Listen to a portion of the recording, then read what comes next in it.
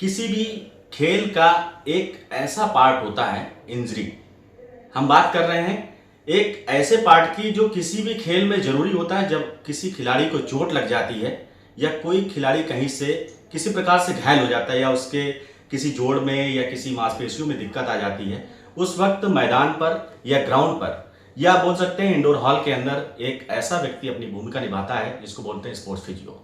ऐसी ही शख्सियत शहर के हमारे साथ में जिनका नाम है अभिषेक वाजपेयी, जो अंतरराष्ट्रीय स्तर पर भी अपने फिजियो का जलवा दिखा चुके हैं और खिलाड़ियों को उस काबिल कर चुके हैं ताकि वो उस खेल में पारंगत हासिल कर सके।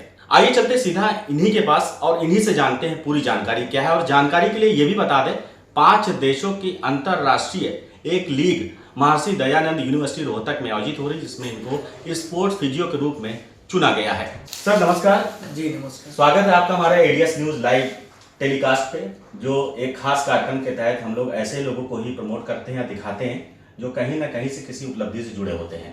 तो कैसा रहा ये अनुभव? सुना है कि आपको 5 देशों की अंतर्राष्ट्रीय एक लीग रोहतक में हो रही है, उसमें आपको फिजियो के रूप में चुना गया है। जी बहुत ही अच्छा लग रहा है, गौरवान्वित हो रहे हैं हम कि एक बार हमको पुनः फिर से एक अंतर्राष्ट्रीय स्तर पर हमको भारतीय टीम का फिजियो नियुक्त किया गया है। तो सर क्या अनुभव रहा है ये कि 5 देशों की अंतर्राष्ट्रीय टीम यहाँ पर आ रही है और महर्षि दयानंद यूनिवर्सिटी रोहतक में इसका जो प्रतियोगिता हो रही है बेल्ट रेसलिंग के नाम से हो रही है, तो उसमें आपको फिजियो चुना गया है। ये चयन किस तरह से हुआ आपका? जी इससे पहले भी हम 2-3 अंतर्राष्ट्रीय प्रतियोगिताओं में भारतीय टीम के फिजियो रहे थे। उसके बाद अभी हाल ही में एक उज्बेकिस्तान में हमारी जंग सनाती प्रतियोगिता हुई थी, जिसमें हमने भारतीय टीम के फिजियो के रूप में हम गए थे।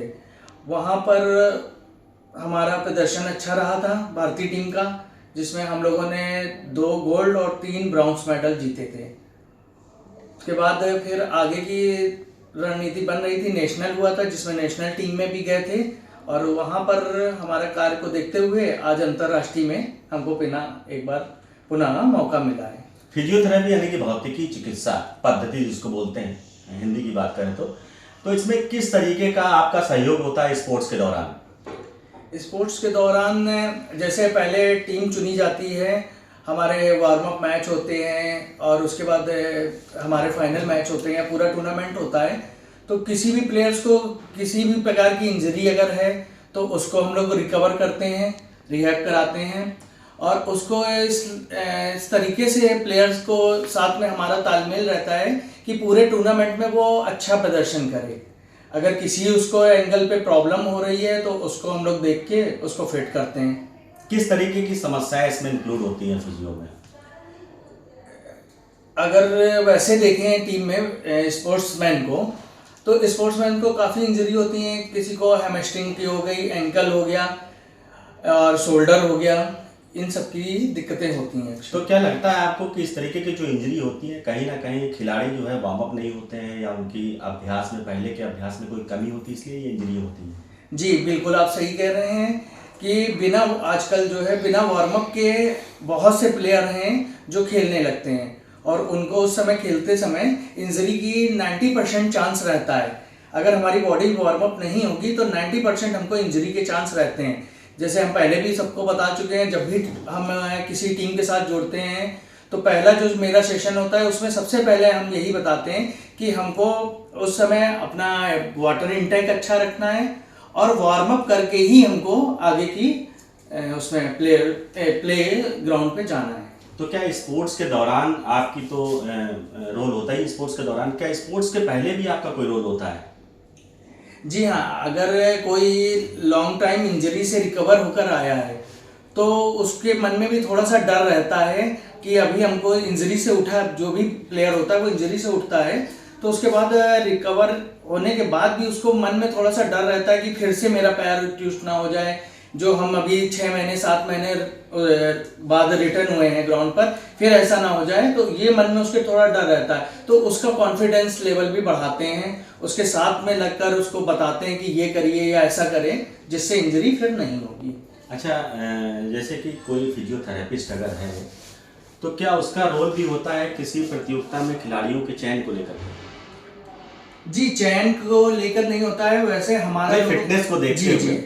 फिटनेस को लेकर हमारा लोग का रोल काफ़ी रहता है, क्योंकि टीम चुनी जाती है तो उसमें सब हम लोगों की वो सहमति जरूरी होती है, क्योंकि कोच ऐसा कभी कभी हो जाता है प्लेयर यानी कि अगर चोट लगी है प्लेयर्स को और वो अगर टीम में है तो वो फिर तो ठीक नहीं रहता है।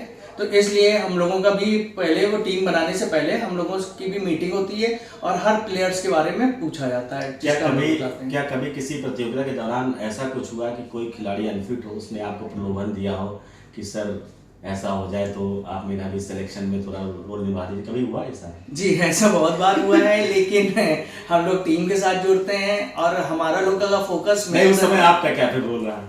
जी, जैसे उन्होंने हमको प्रलोभन दिया, लेकिन हम अपने जो भी यानी अगर कोच हो या मैनेजर है या ट्रेनर है या फिजियो है, हम लोगों का रोल रहता है मेन कि टीम हमारी जो भी उतरे वो बेस्ट उतरे, क्योंकि कोई भी अपनी टीम उतारेगा वो बेस्ट उतारेगा और सब लोग जीतने के लिए उतारते हैं।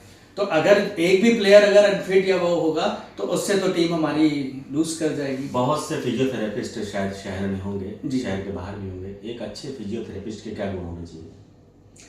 एक अच्छे फिजियोथेरेपिस्ट के गुण होने चाहिए कि सबसे पहले तो वो विनम्र हो, और अगर कहीं पे कुछ भी किसी भी प्रकार का उसको डाउट हो रहा है या कुछ हो रहा है तो बहुत सारे इस समय फिजियो हैं कानपुर में, तो वो अपने सीनियर से पूछ सकता है, सीनियर से मिल के तालमेल बनाते हुए वो चले तो बहुत अच्छा है। जैसे कि फिजियोथेरेपिस्ट, जैसे कि आप किसी पार्टिकुलर एक खेल का फिजियोथेरेपिस्ट होता है कि सभी खेलों में एक ही फिजियोथेरेपिस्ट भी चल सकता है? या जैसे कि क्रिकेट है उसमें अलग तरीके की इंजरी होती होगी, जिम्नास्टिक उसमें अलग तरीके की इंजरी होती होगी, ग्रैपलिंग है उसमें अलग तरीके की इंजरी होती है, कुश्ती में अलग तरीके की इंजरी होती है, क्या सबके अलग अलग फिजियो होते हैं कि एक ही फिजियो से सारे सब कुछ हो सकते हैं? जी, ये बहुत अच्छा आप क्वेश्चन पूछ रहे हैं।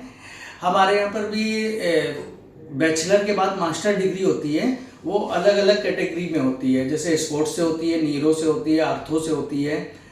तो इनमें जो हमारे स्पोर्ट्स फिजियो होते हैं तो उनको पूरी सारी इंजरी के बारे में बताया जाता है और हम लोगों को उसी के लिए पढ़ाया जाता है कि किस, और उस समय जब हम लोग स्पोर्ट्स में जाते हैं तो स्पोर्ट्स का मतलब पर्टिकुलर एक गेम नहीं होता है कि हॉकी है या क्रिकेट है या फुटबॉल है या वॉलीबॉल है, ऐसा नहीं है। इंजरी जो होगी वो कॉमन इंजरी रहती है, तो इसलिए जो भी स्पोर्ट्स फिजियो होता है तो वो हर गेम में रह सकते हैं। जो आज के बहुत सारे फिजियोथेरेपिस्ट ऐसे हैं जो डिग्री ले लेते हैं, केवल एक टैग लग जाता है फिजियोथेरेपिस्ट का, तो ऐसे लोगों के लिए क्या कुछ कहना चाहेंगे आप कि अगर आपने डिग्री भी ली है तो उसको कंटिन्यू रन करिए या आप अपने फील्ड में लगातार चलायमान रहिए, जिससे आपकी जो चीज़ें हैं वो धीरे धीरे डेवलप होंगी? क्या ऐसा कुछ होना चाहिए? जी, ज़रूर होना चाहिए, क्योंकि आज हम यहाँ पर बैठे हैं, हमारी मास्टर डिग्री 2010 में कंप्लीट हो गई थी। 10 के बाद आज हम 25 में इस मुकाम पे पहुँचे हैं, तो अगर हमने ये 15 साल बिल्कुल फील्ड में लगाया है तो आज हम इस जगह पर आ गए। तो इसीलिए उन लोगों से भी कहना चाहते हैं, अगर उन्होंने, जैसे हमारी बैचलर डिग्री 4.5 साल की है, अगर उन्होंने 4.5 साल दिया है तो आप 8 साल थोड़ा सा और मेहनत करिए तो आज आप भी अच्छे फिजियो में गिने जाएंगे। क्या लक्ष्य है आपका आगे चल के? आगे चलकर लक्ष्य तो है कि, और जैसे अभी हम इंडिया टीम को प्रेजेंट कर रहे हैं और कोशिश है कि आईपीएल की कोई टीम मिले या इंडिया टीम मिले। कोई प्रयास चल रहा है उसके लिए? जी, चल रहा है। अभी हाल ही में T20 हुआ था, उसमें नोएडा टीम के फिजियो भी थे, तो कोशिश है आगे के लिए भी। ऐसा कुछ संदेश जो हमारे नौ युवा इसमें फिजियोथेरेपिस्ट का कोर्स कर रहे हैं या जो कर चुके हैं, ऐसा कोई संदेश है जिससे उनका उत्साहवर्धन हो?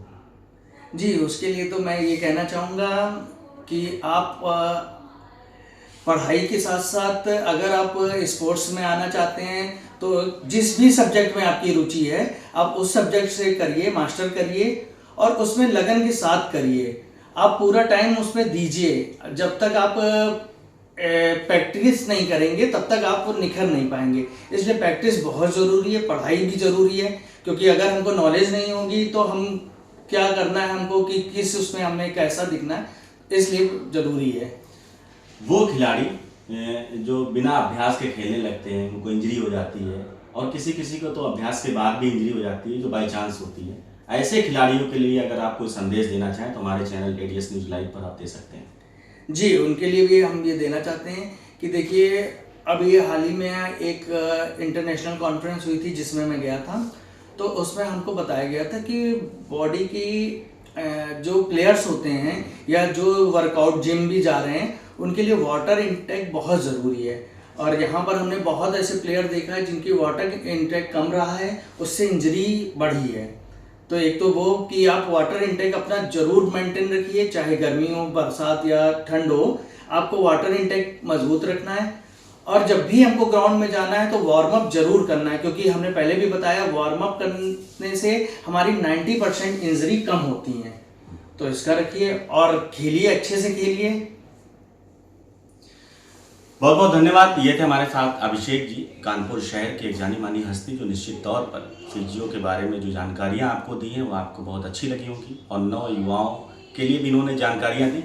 और अभी इनका 5 देशों की एक लीग में इनका एज अ फिजियो सिलेक्शन हुआ है, उसके लिए इनको बहुत बहुत बधाई। मिलते हैं अगले कार्यक्रम में, तब तक के लिए नमस्कार।